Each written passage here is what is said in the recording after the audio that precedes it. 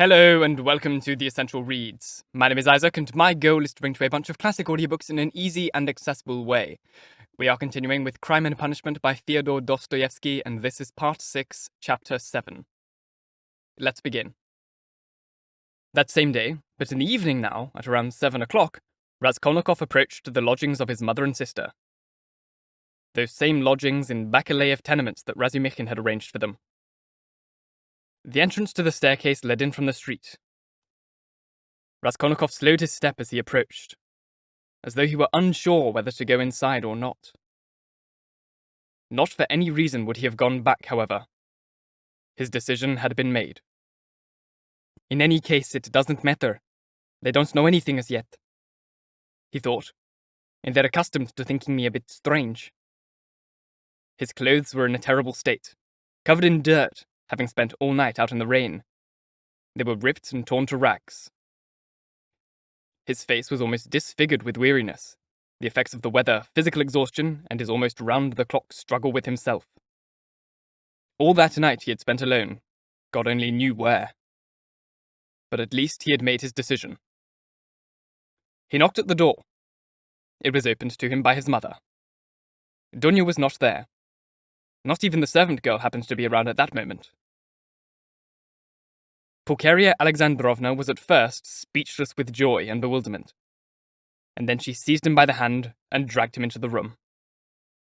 "Well, here you are," she began, stammering with joy. "Roger, you mustn't be angry at me for greeting you in this stupid fashion with tears. I'm laughing, not crying. Did you think I was crying? No, I'm overjoyed. But I have this bad habit of getting tears in my eyes. It's ever since your father died, the slightest thing makes me cry.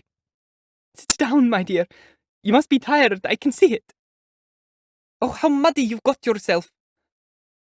I was out in the rain last night, Mother," Raskolnikov began. "No, oh no!" Alexandrovna exclaimed, flinging herself towards him and breaking him off. "You thought I was going to start asking you questions in that old mother's way of mine. There's no need to worry. I mean, I understand everything. I've already learned to see things the way people do here, and I really do think it's more sensible. I've decided once and for all that it's not for me to try to understand all your reasons for doing what you do, or to bring you to any account for them.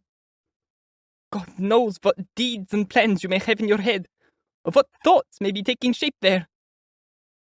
Is it for me to nudge your elbow and ask you what you're thinking about? I mean, Oh, merciful Lord! Why am I rushing about like a scolded cat? Look, Rodya, I've been reading your article, the one you had in the journal, for the third time now. Dmitri Prokofitch brought me it. I fairly gasped out loud when I saw it. What a fool I am, I thought to myself. That's what he's doing with his time. That's the answer to the riddle. Men of learning are always like that. It's quite probable that he has new ideas in his head just now. He's thinking them over, and I'm just bothering him and distracting him. I've been reading it, my dear. And of course I don't understand much of it, but that's how it's bound to be, really. How could I expect to? Show me it, Mother."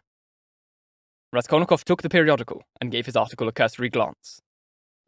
However much counter it ran to his present situation and state of mind, he experienced nonetheless that strange and mordant sensation an author feels upon seeing himself in print for the first time. In addition, his 23 years were not without effect. This lasted a single moment. Having read a few lines, he frowned, and a terrible anguish clawed at his heart. The whole of his mental and emotional struggle of the last few months suddenly came back to him in a flood. With revulsion and annoyance, he threw the article onto the table. "All I know, Roger, that stupid though I may be, I can still see that very soon you're going to be one of the leading lights, if not the leading light in our intellectual world. And they dared to suppose that you were mad. Don't you know? I mean, that's what they thought. Oh, the miserable worms. How could they ever recognize intellect? And I mean, Dunya also nearly believed them. What a terrible thing. Your dead father sent 2 submissions to journals. First, some poems. I still have the notebook. I'll show it to you sometime. And then a whole novella. I'd asked him to let me copy it out for him. And then how we both prayed they'd be accepted. But they weren't.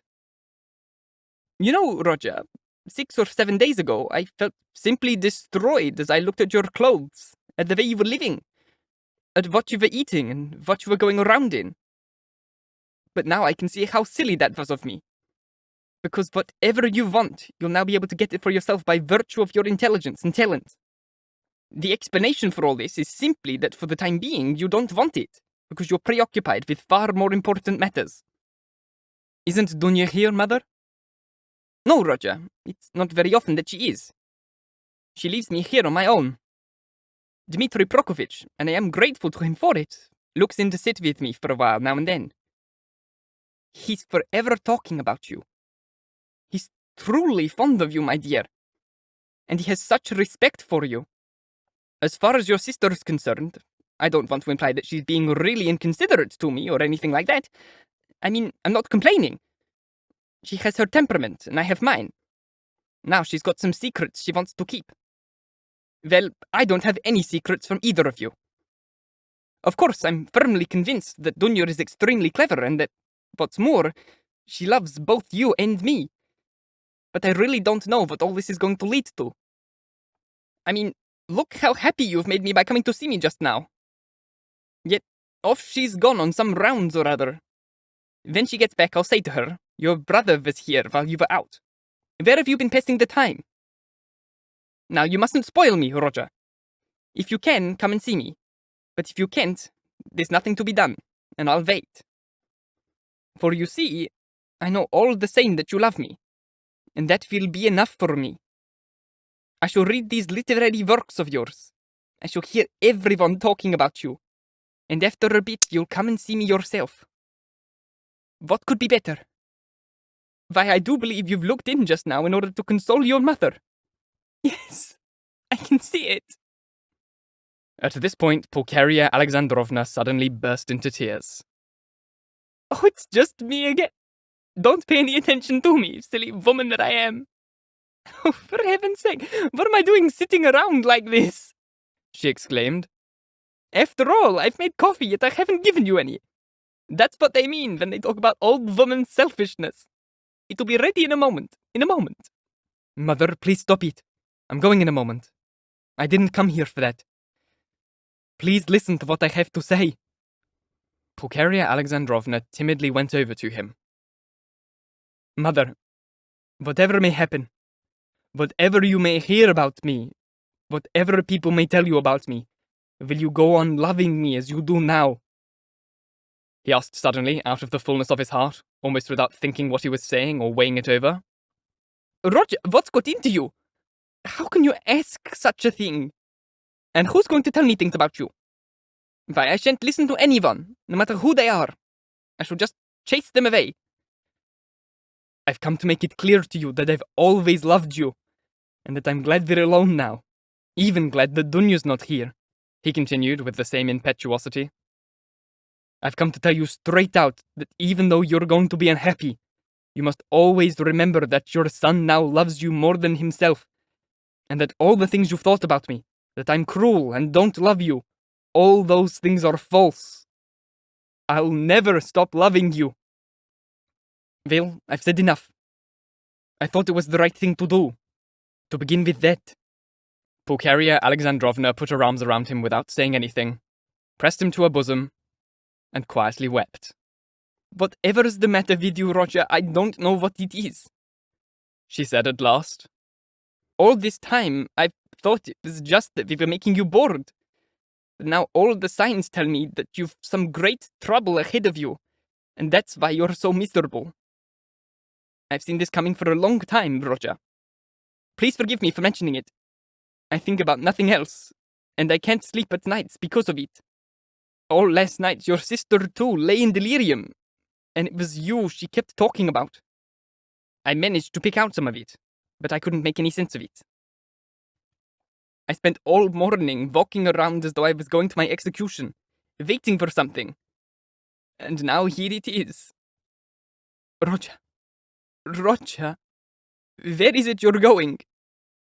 Are you going to make a journey somewhere? Yes, I am. It's as I thought. But look, I mean, I can come with you if you need me to. And so can Dunya. She loves you. She loves you very much. And Sonia Semyonovna could easily come with us too if necessary. I'd be glad to take her under my wing as though she were my own daughter. Dmitri Prokofitch will help us make the necessary preparations together. But where is it you're going? Goodbye, Mother. What? Today? She exclaimed as though she were about to lose him forever. I can't remain here. I've no time. It's very urgent. And I can't go with you. No. But you can get down on your knees and say a prayer for me. Perhaps your prayer will be heeded. Let me make the sign of the cross over you and bless you. There, like that. Oh God, what are we doing? Yes, he was glad. He was very glad that there was no one else there, that he and his mother were alone together. It was as though, after all this horrible time, his heart had suddenly softened. He fell down before her. He kissed her feet, and both of them, clasping each other in their arms, wept.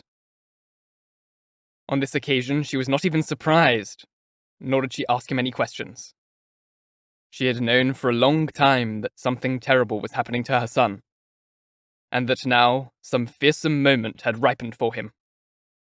Roger, my dear boy, my firstborn, she said, sobbing. Now you're just the way you were when you were little. That's how you used to hug me and kiss me. Back in the days when your father was still alive, and we were struggling by, you used to console us by the mere fact of being with us. And after I'd buried your father, how many times we used to weep over his grave, with our arms about each other the way they are now. All this crying I've been doing is because my mother's heart was able to sense trouble in advance. The first time I saw you that evening, do you remember? When we'd only just got here, I fathomed everything by the look in your eyes, and my heart fairly missed a beat. And today, when I opened the door to you, I looked and thought, yes, it's obvious. His hour of destiny is here. Roger, I mean, you're not going away right this moment, are you? No. Will you come again? Yes, I will. Roger, please don't be angry with me. I don't even dare to ask you any questions. I know I don't have the right to, but even so, can't you just tell me in a couple of words? Is it far away you're going? Very far away. What is it that's taking you there? A job? Your career? Or what? Whatever God will send. Only you must pray for me. Raskolnikov walked to the door, but she caught hold of him and looked into his eyes with a desperate gaze. Her face was contorted with horror. That's enough, Mother, Raskolnikov said, deeply regretting that he had ever had the idea of coming here. It's not forever. Say it's not forever. Say you'll come again. Come tomorrow. Yes, I will. Now goodbye. He finally managed to tear himself free. The evening was fresh, warm, and clear. The weather had brightened up since morning. Raskolnikov set off for his lodgings. He was in a hurry. He wanted to get it all over with by sunset. Until that time, he was anxious to avoid meeting anyone. As he climbed the staircase to his lodgings, he observed that Nastasia, having torn herself away from the samovar, was watching him closely and following him with her eyes. I wonder if there's someone up in my room, he thought. In his mind's eye, he saw with loathing an image of Porfiry. When, however, he arrived at his room and opened the door, he saw Dunya there. She was sitting utterly alone, in deep reflection, and had apparently been waiting for him a long time. He paused on the threshold. She raised herself from the sofa in alarm, and stood erect before him.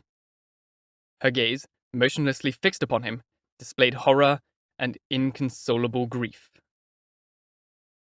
By this gaze alone, he could tell at once that she knew everything. Well, what do you want me to do? Come in, or go away? He asked her uncertainly. I spent the whole day at Sofia Semyonova's. We were both waiting for you. We thought you'd be sure to go there. Raskolnikov entered the room and sat down on a chair in a state of exhaustion. I don't feel all that strong, Dunya. I'm very tired. But at this moment at least, I'd like to regain complete control of myself. He looked up at her with distrust in his eyes. Where were you all night? I don't really remember. You see, sister, I wanted to make a clean break, and kept going down to the Never time after time. That I remember. I wanted to end it all there, but I couldn't bring myself to do it, he whispered, again casting a distrustful glance at Dunya. God be praised! That was the very thing we were afraid of, Sofia Semyonova and I. That means you still believe in life. God be praised, God be praised! Raskolnikov smiled a bitter, ironic smile. I've never been a believer. Yet just now, as Mother and I had our arms around each other, we wept. I have no faith, yet I asked her to pray for me. God knows how that can happen, Dunya. I don't understand it at all. You went to see Mother? You told her? Dunya exclaimed in horror. Surely you can't have done that. No, I didn't tell her. Not in words. But she sensed a lot of it. She heard the things you said in your sleep when you were delirious. I'm convinced she already half understands. It may have been a mistake on my part to go and see her. I really don't know why I did it. I'm a rotten person, Dunya. A rotten person, yet you're ready to go and take your suffering. I mean, you're going to do that, aren't you? Yes, I am. Right now. Yes. In order to avoid this shame, I wanted to drown myself, Dunya. But as I stood looking down at the water, it occurred to me that if I really still believed I was strong, then I oughtn't to be afraid of shame either, he said, forestalling her. Is that pride, Dunya? Yes, Roja. It's pride. A light seemed to flash in his deadened eyes. It was as though he took pleasure in still being proud. And you don't think it was simply because I was scared of the water? He asked with an ugly, ironic smile, peering into her face. Oh, Roger, that's enough! Dunya exclaimed bitterly. For about 2 minutes there was silence between them. He sat with his head lowered, looking at the floor. Dunya stood at the other end of the table, watching him in torment. Suddenly he rose. It's late. It's time. I'm going to turn myself in now. But I don't know why I'm going to do it. Large tears were flowing down her cheeks. You're crying, sister, but will you give me your hand? Did you doubt that I would? She embraced him tightly. After all, by going to take your suffering, you're wiping out half of your crime, aren't you? She cried, squeezing him in her arms and kissing him. Crime? What crime? He exclaimed in a sudden fit of fury. My killing a loathsome, harmful louse, a filthy old moneylender woman who brought no good to anyone, to murder whom would pardon 40 sins, who sucked the lifeblood of the poor, and you call it a crime? I don't think about it, and I have no plans to wipe it out. Why do they keep poking me from all sides with their crime? Only now do I see the whole absurdity of my cowardice. Now, when I've already taken the resolve to go to this needless shame. It's merely because of my own baseness and mediocrity that I'm taking this step, and possibly also because it may do me some good, as he suggested. That Porfiry. Brother, what are you saying? I mean, you have blood on your hands.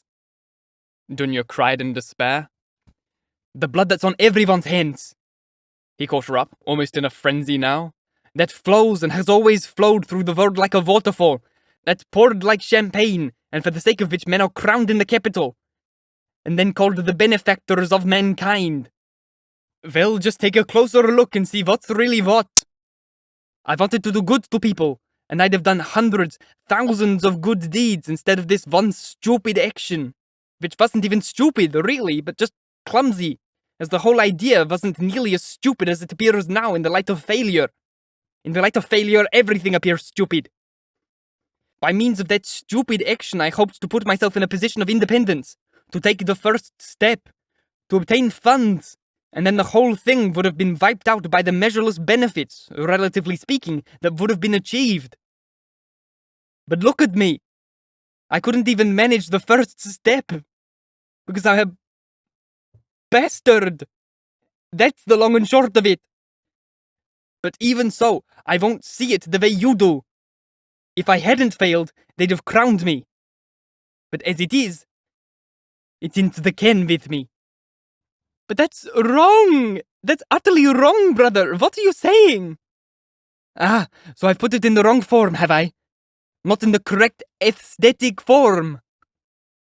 Well, I must say I don't understand. Why is it considered more respectable to hurl bombs at people in a regular siege? The fear of aesthetics is the first symptom of powerlessness. Never have I seen that so clearly as now, and I understand my crime even less than ever. Never have I been stronger and more full of conviction than I am now. The colour had fairly leapt to his pale, exhausted features. But as he uttered this last exclamation, he chanced to meet the eyes of Dunya. And such was the agony for his sake he met in that gaze that he snapped out of his trance in spite of himself.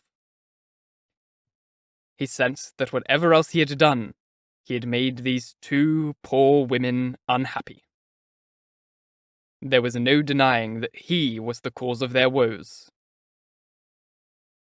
Dunya, dear one, if I'm guilty of a crime, then please forgive me. Though if I'm guilty, it's out of the question for me to be forgiven. Farewell. Don't let's argue. It's time. And more than time. Don't try to follow me, I beg you. I've another call to make. Just go now and sit with Mother. I beg you to do that. It's the last and greatest request I shall make of you. You must stay beside her all the time. I left her in such a state of anxiety that she may not be able to endure it. She may either die or go mad. So stay with her. Razumikhin will be with you. I told him. Don't shed any tears for me.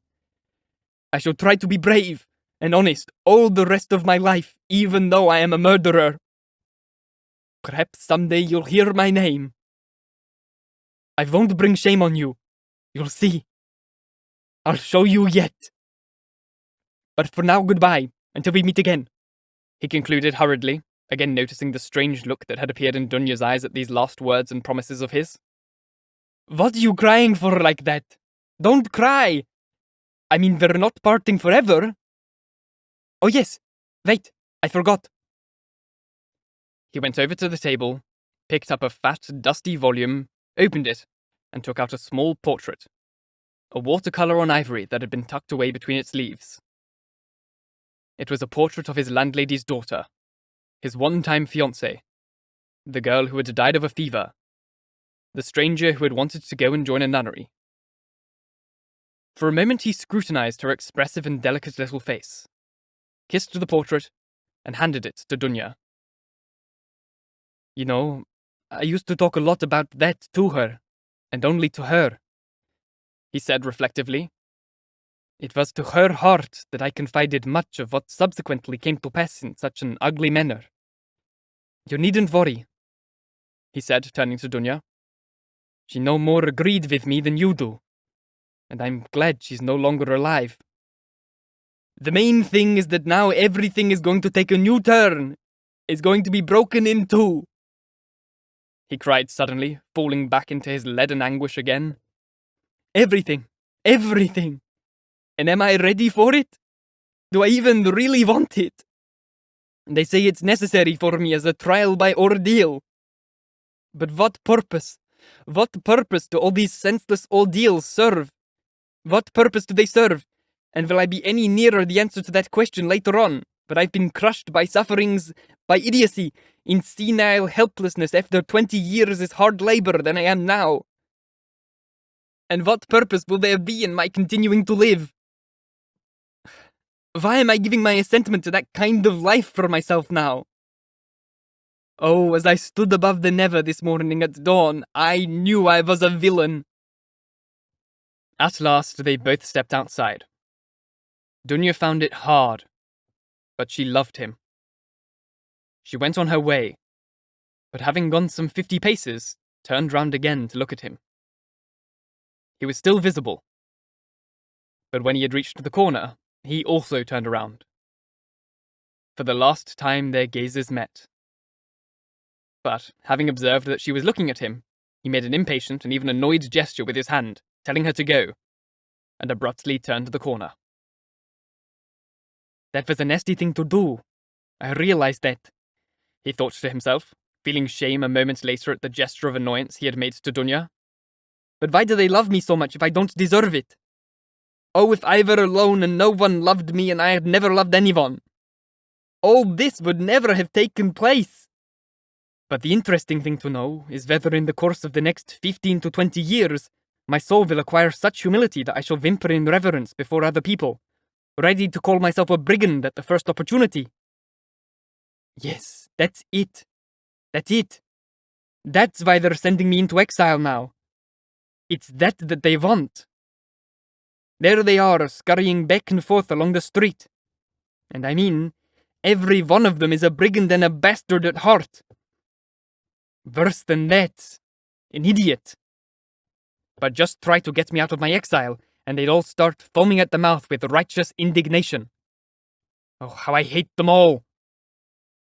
He began to think deeply about the process by which it might happen that he would finally, beyond all dispute, submit to them with the humility born of conviction. All right. Why not? Of course, that's how it's got to be. 20 years of incessant hardship ought to be enough to finish me off, oughtn't they? Constant dripping wears away the stone. And what's the point? What's the point of living after this? Why am I going there now when I know perfectly well that it's all going according to the book and not otherwise? This must have been the 100th time he'd asked himself that question since the night before. But even so, he went. Thank you so very much for listening. If you enjoyed, please like, comment, share, all that jazz. And if you really enjoyed, do subscribe, because there is more to come. One more chapter, and then the epilogue. This chapter hurt a lot. He keeps trying to push everyone away, but I mean, you're listening along, you know what's going on. He just tries to push everyone away, and people love him because they're bloody family, and they love him because he's family, and they just want him to be better. And it hurts to read, but it hurts in a good way. It makes you feel loved by your family. Makes me feel loved by my family, at least. Makes me miss my mum. If you're listening on podcasts, please leave a review, as it's the easiest way to get this in front of as many people as possible, and reading your reviews really, really makes my day. If you want to support the show further, you can just listen to the show on Spotify while you're sleeping, or while you're awake to help me get the monetization requirements that I need there. Once again, thank you so very much for listening, and until next time, bye-bye.